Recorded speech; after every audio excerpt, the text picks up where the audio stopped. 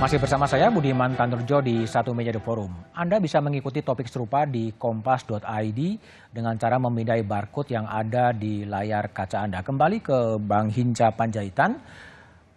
Fenomena adalah ada surplus kombes dan jenderal yang kemudian ditempatkan di jabatan-jabatan sipil sehingga publik menyebutkannya ada dui fungsi Polri. Gimana Anda melihat fenomena itu, Bung Hinca? Ya, Mas Budiman, supaya datanya lengkap, saya kebetulan mencatat statement Kapolri tanggal 30 September 2020 yang lalu, bahwa surplus kombes itu 288 personil. 288 personil?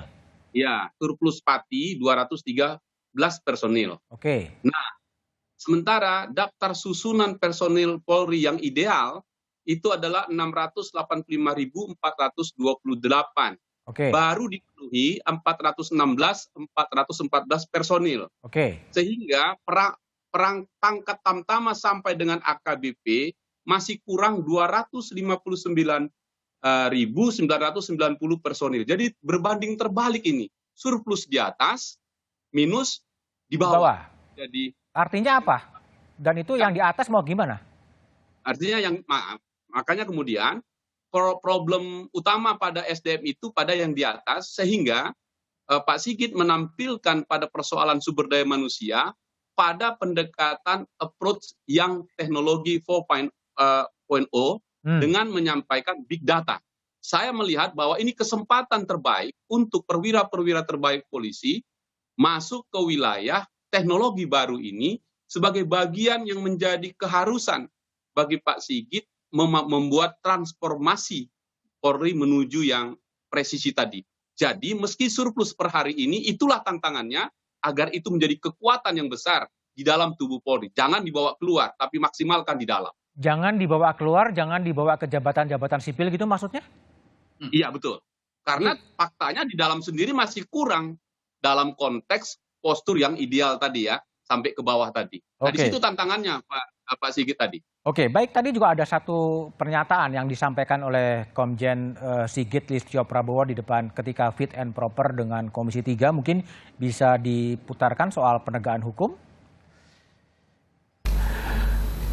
Betul, penegakan hukum harus dilakukan secara tegas, namun humanis. Di saat ini, masyarakat memerlukan penegakan hukum yang memberikan rasa keadilan bagi masyarakat, bukan penegakan hukum dalam rangka untuk kepastian hukum. Muradi, apakah dalam pernyataan dari Pak Sigit tadi menunjukkan bahwa selama ini memang ada terkesan ada diskriminasi atau tebang pilih dalam penegakan hukum? Ini mungkin nanti Pak Beni yang bisa jawab. Tapi saya begini, Mas. Saya ingin bantu sedikit, geser sedikit boleh ya, pernyataan Bang Hinca tadi.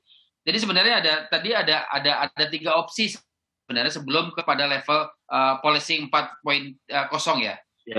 Pertama soal validasi yang tadi disampaikan oleh Bang Arteria ya. Pembesaran struktur dan sebagainya. Misalkan BRIMOB dan sebagainya. Tadi sudah disebutkan tadi. Yang kedua memang membuka ruang-ruang baru, bisa melalui PP dan permen ya, PP dan kerjasama dan sebagainya. Nah yang ketiga saya kira akan jadi pekerjaan rumah serius adalah kalau ini dua ini nggak jadi, maka revisi Undang-Undang Polri satu keniscayaan sebelum 2024. Karena kalau tidak, ini yang tadi yang disampaikan oleh Bang Hinca itu akan kemana-mana. Nah, saya justru berbalik Bang Hinca soal policing 4.0 itu. Dalam konsep perpolisian 4.0 itu justru personil berkurang. Ini akan diganti oleh digital, oleh teknologi dan sebagainya. Dengan Internet of Things semua ya. Sampai nambah 200.000, menurut saya itu konsep lama, udah nggak dipakai. Kalau kita mau pakai polisi 4.0, maka kemudian mungkin kita akan butuh cuma 300 sampai 400.000, nggak sampai 600.000 yang disampaikan oleh Bang Hinca tadi gitu loh. Tapi pertanyaannya kan untuk yang pati di atas ya. Maksud saya teknologi atau sistem 4.0 ini membutuhkan pikiran-pikiran besar daripada perwira-perwira kita tadi untuk menyiapkan konsep ini, karena ini kan belum jalan.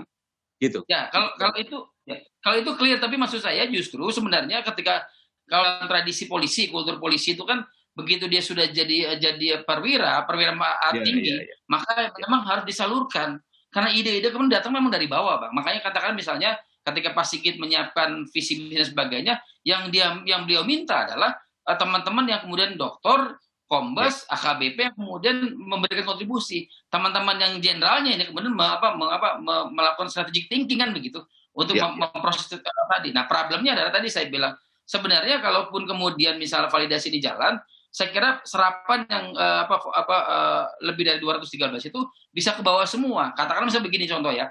Brimob itu kalau naik bintang 3 contoh Brimob ya misalnya bintang 3, maka akan butuh lebih dari dua bintang 2 baru.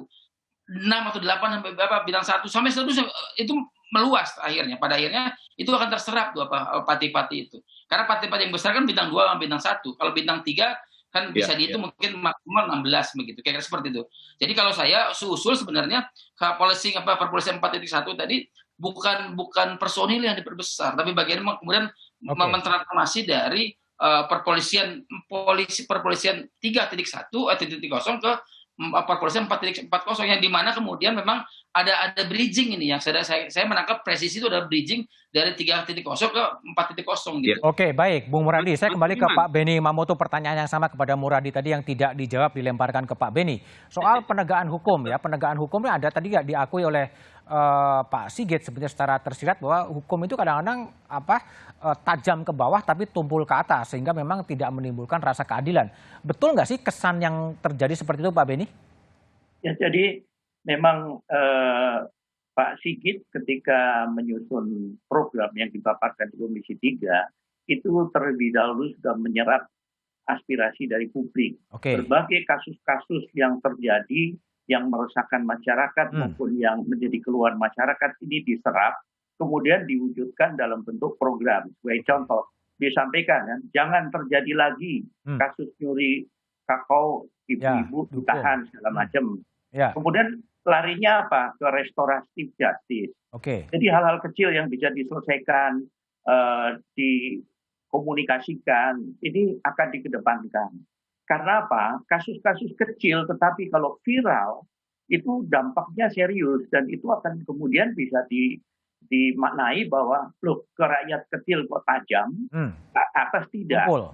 Ya, ini makanya selalu saya sampaikan kepada teman-teman Polri, tolong kalau di lapangan ya tempatkan diri Anda seperti kalau ikan dalam akuarium, semua orang tuh bisa lihat merekam dengan handphone. Apapun yang dilakukan itu akan viral. Dan itu akan mempengaruhi citra dari institusi. Nah, inilah yang saya tangkap dari paparan Pak Listio tadi. Betul-betul terlihat bagaimana beliau merespon harapan dari publik itu. Nah, inilah yang kemudian nanti tugas kami selaku Kompolnas, kemudian tentunya bapak-bapak yang di Komisi 3 yang akan mengawal dan mengawasi jalannya program tersebut. Tadi Kompolnas juga menyarankan salah satunya adalah reformasi kultural di tubuh kepolisian. Ini persisnya apa sih, Pak Beni? Betul, jadi dari Kapolri ke Kapolri kalau kita cermati selalu muncul itu. Tetapi itu tidak mudah. Tidak mudah. Perlu waktu. Dan kalau menurut saya pribadi menyampaikan bahwa ini kuncinya perlu keteladanan dari atas. Keteladanan ya? Dari atas. Jadi ketika Pak Sigit menyampaikan bahwa pemimpin ada teladan. Ingin menjadi pemimpin yang melayani anggota, ingin menjadi pemimpin yang melayani masyarakat. Ini ketika bisa diwujudkan, maka jajaran ke bawah akan mengikuti gaya yang lakukan oleh pimpinannya. Jadi salah satu contoh sederhana. Jadi saya lihat konkret ya apa yang akan dilakukan yang dipaparkan di Komisi 3 itu realistis lah. Realistis. Balik ke Hinca Panjaitan ya. Bung Hinca, selama ini kan memang kepolisian diasosiasikan dekat dengan kekuasaan, dekat dengan pemerintahan Presiden Jokowi. Nah, apa sebenarnya tantangan yang dihadapi oleh Pak Sigit nanti agar polisi betul-betul kembali menjadi lebih profesional, lebih independen, lebih humanis, dan sedikit terbebas dari pengaruh-pengaruh kekuasaan? Ya, tadi kami juga menyampaikan catatan itu, 1 dari 7 catatan itu adalah justice for all. Semua sama begitu. Jadi nggak hanya persoalan tadi tajam ke bawah, tumpul ke atas. Kami juga ingin ya jangan tajam ke kanan tapi tumpul ke kiri gitu. Nah itu penting juga. Maksudnya apa tajam ke kanan, tumpul ke kiri itu? Nah kalau kita bicara misalnya di partai politik, misalnya Partai Demokrat berada di luar pemerintahan. Ada teman-teman yang sedang berada di koalisi gitu. Nah, itu kita ingin sama perlakuannya, apalagi nanti terus berjalan menjelang ke pesta-pesta demokrasi yang terus berjalan. Itu poin pertama. Poin yang selama kedua, ini nggak sama gitu? kami merasakan begitu. Karena itu tadi kami beri catatan itu. Nah, oleh karena itu, kalau ditambahkan soal justice for all tadi, kami ingin mengatakan bahwa keadilan itu tidak boleh menemui jalan buntu. Keadilan harus menyentuh garis finish keadilan itu sendiri. Itulah tadi yang kami tangkap dari penjelasan Pak Sigit, dan dia berupaya betul how to deliver, gitu, mengantarkan keadilan ke pangkuan para pencari keadilan itu sendiri, dan polisi adalah representasi negara di situ. Itu kami kejar sampai tadi tingkatnya ke polsek-polsek, sehingga ternyata tiba-tiba Pak Sigit juga menjawab bahwa polsek akan menjadi kekuatan yang bagus untuk melayani masyarakat. Akan ada banyak polsek yang tidak menerima berkas perkara, tapi bersentuhan dengan masyarakat. Nah, itu yang kita inginkan. Oke, baik. Bung Terry, pertanyaan saya adalah gimana? Pak Sigit dekat dengan Presiden, tapi bagaimana kemudian pekerjaan rumah yang harus dikerjakan oleh Pak Sigit agar polisi betul-betul dicintai rakyat seperti Bobis di Inggris gitu, dan kemudian tidak menjadi alat kekuasaan. Tapi analisa Terry setelah jeda berikut ini.